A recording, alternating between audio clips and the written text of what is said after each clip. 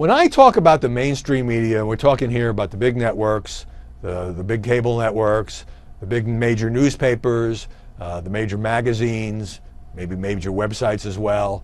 You know, I often use the word bubble because I'm very sensitive to the fact that I live in Washington, grew up in New York. You can throw LA into the mix, but the folks who sort of are the most prominent voices in the mainstream media and who own the mainstream media and who manage and make story selections for mainstream media outlets basically live in these big cities and may not often be in touch what's happening in Tuscaloosa and Tallahassee and Omaha and Albuquerque and the rest of what we like to jokingly call the real America.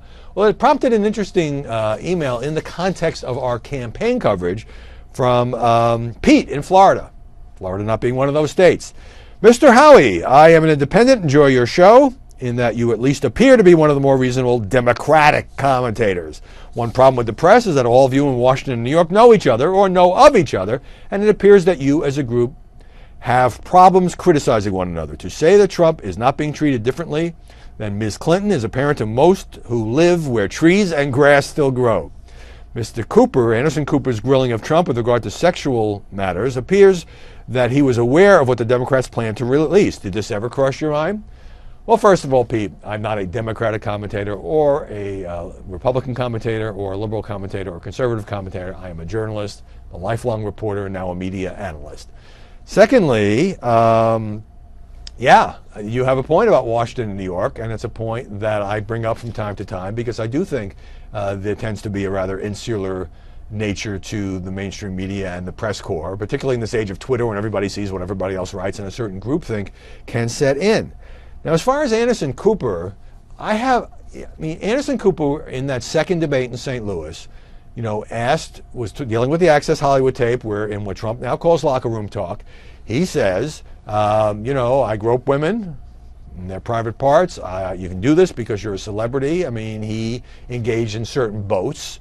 And of course, he now says, and so it was an obvious question, a logical question for Cooper to say, well, did you ever actually do any of these things? And Trump said no. And that could be argued that that opened the door to some of these women coming forward because they wanted to show, in their view, and these are just allegations, that he actually acted on that kind of language with them as they recounted sometimes many, many years ago. I don't think Anderson Cooper had any way of knowing that that these women were going to come forward. Indeed, a number of them, in comments to the New York Times, Washington Post, and elsewhere, say it wasn't until the second debate that they decided to come forward, so there's no way that Cooper could have known that in advance. But on your point about you know, being an independent and feeling like the media don't reflect your views, well, it's a problem.